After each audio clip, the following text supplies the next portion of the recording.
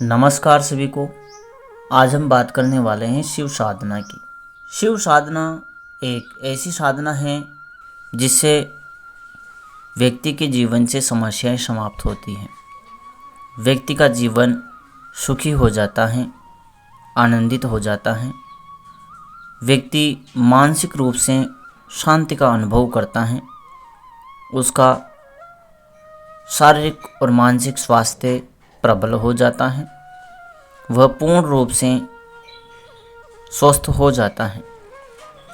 ये सामान्य लाभ हैं। जब भी व्यक्ति शिव की उपासना करता है या शिव को अपना आराध्य बनाता है, अपना इष्ट बनाता है, तो सबसे पहले उस व्यक्ति के जीवन से वे सभी व्यक्ति स्वतः ही दूर चले जाते हैं जो उस व्यक्ति का शारीरिक, मानसिक या भावनात्मक रूप से पतन कर रहे हैं या आध्यात्मिक पतन कर रहे हैं। ऐसे व्यक्ति उससे स्वतः ही दूर हो जाते हैं। शिव साधना से व्यक्ति के जीवन में संतुलन स्थापित होता है। शिव साधना की शुरुआत पूजा, अर्चना, स्तुति, आराधना इनके माध्यम से की जाती है। जैसे कि कोई स्तोत्र हो गया, आरती हो गई, या फिर कोई शिव गायत्री मंत्र हो गए। ऐसी चीज़ों से शुरुआत की जाती है। या कुछ व्यक्ति ओम नमः शिवाय से भी करते हैं, लेकिन ये एक मंत्र है। शुरुआत में पूजा अर्चना की जाती है, आरती वगैरह की जाती हैं, ध्यान किया जाता है, तो व्यक्ति के जीवन में सुख स्थापित हो जाता है, शांति स्थापित हो जाती है। अगर उसको कोई समस्या है तो वह समस्या समाप्त हो जाती है और वह स्वस्थ हो जाता है। मुख्य बात इसमें जो मूल बात है, शिव साधना में मानसिक शांति व्यक्ति को प्राप्त होती है। शिव साधना करने के बाद व्यक्ति किसी भी बंधन से मुक्त हो सकता है। जिस चीज़ को वह छोड़ नहीं पा रहा है उसको भी वह छोड़ सकता है। उतनी इसके भीतर क्षमता आ जाती है। सामान्य अर्थों में बात की जाए तो व्यक्ति के जीवन में वैराग्यता आ जाती है। उसका जीवन स्थित प्रज्ञ हो जाता है। उसे इस चीज़ से कोई फर्क नहीं पड़ता है कि व्यक्ति उसके बारे में क्या बात कर रहे हैं।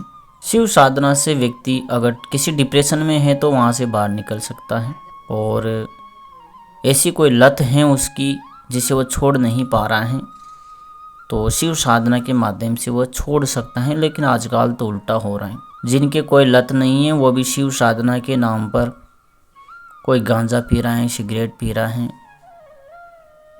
कोई भांग वगैरह खा रहा है, पी रहा है, तो बिल्कुल ही उल्टा हो गया है। शिव साधना एक ऐसी साधना है जो व्यक्ति के जीवन में शांति स्थापित करती है। वह व्यक्ति किसी भी लत को छोड़ सकता है जो शिव साधना कर लेता है।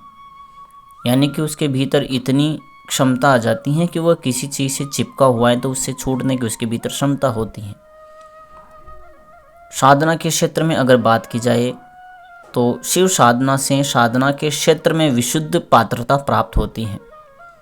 एक छोटे से उदाहरण से अगर हम समझे तो हमारे पास एक पात्र है, उसमें अनगिनत चीज़ें भरी पड़ी हैं, तो वो चीज़ें साफ हो जाती हैं। यानी कि व्यक्ति का मन, बुद्धि विकार रहित हो जाते हैं, शुद्ध हो जाते हैं, निर्मल हो जाते हैं। और अगर उसके बाद वह कोई साधना करता है तो उसे सफलता अवश्य ही मिलती है। सफलता के चांस बढ़ जाते हैं क्योंकि उसका मन एकाग्रचित हो जाता है, स्थिर हो जाता है। तो वह किसी भी कार्य को करता है तो पूरी तल्लीनता से करता है। उसके मन में भटकाव नहीं रहता है। यह शिव साधना के लाभ हैं। थोड़ी सी और बात की जाए तो अनावश्यक व्यक्ति उससे दूर चले जाते हैं। दोस्ती हो या कुछ भी हो, बुरी से बुरी स्थिति से भी वह बाहर निकल जाता है। ये जो भी गलत स्थितियाँ उसके जीवन में उत्पन्न हुई हैं वह धीरे धीरे हट जाती हैं। जीवन आध्यात्मिकता की ओर अग्रसर होता है। शिव साधना से व्यक्ति स्थित प्रज्ञ हो जाता है। स्थित प्रज्ञ आपके जीवन में सुख हैं या दुख हैं उससे ज़्यादा फर्क पड़ता नहीं है।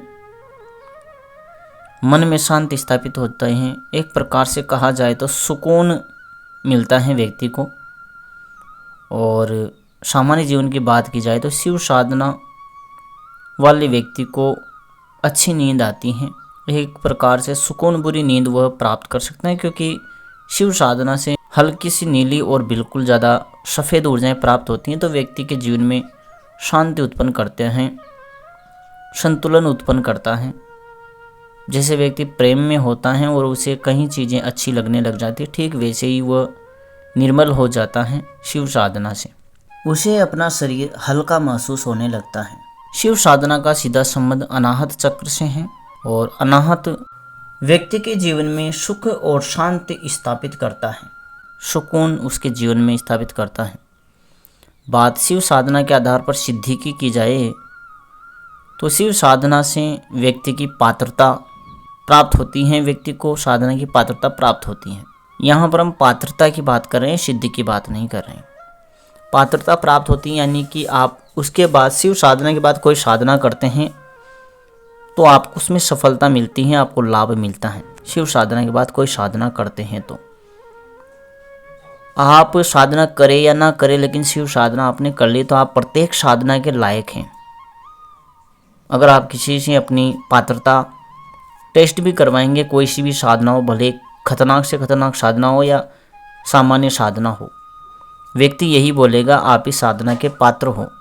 वरना कई बार छोटी छोटी साधनाओं के रूप में भी अगर व्यक्तियों से बात की जाए तो उनकी पात्रता नहीं मिल पाती है कि आप इस साधना के पात्र नहीं हो, भले वो सामान्य साधना हो।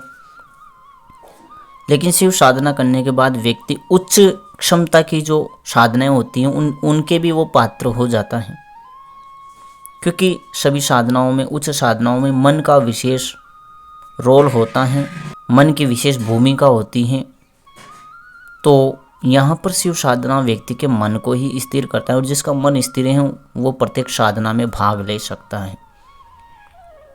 भौतिक लाभ की बात की जाए तो सुकून भरी नींद आती है, जीवन में मानसिक सुख और शांति की प्राप्ति होती है, लोगों की अनावश्यक बातों से कोई प्रभाव नहीं पड़ता है, व्यक्ति में उदासीन प्रवृत्ति जागृत होती है, किसी भी प्रकार के लत से छुटकारा पाया जा सकता है शिव साधना से। ये इसके भौतिक लाभ हैं। और साधना क्षेत्र में तो पात्रता व्यक्ति को मिलती है, फिर भले वो कोई सी भी साधना करे वो उसकी सफल होती ही है। ये शिव साधना की कुछ लाभ हैं। शिव साधना की शुरुआत अगर कोई करता है तो उसे शुरुआत में शिव को अपना गुरु बना लेना चाहिए। अगर कोई भौतिक गुरु है तो अच्छी बात है, फिर तो किसी से कोई साधना लेने की आवश्यकता है ही नहीं। गुरु हैं तो फिर कोई दिक्कत तो है ही नहीं। लेकिन गुरु भी नहीं है तो सर्वप्रथम हमें शिव को अपना गुरु बनाना चाहिए।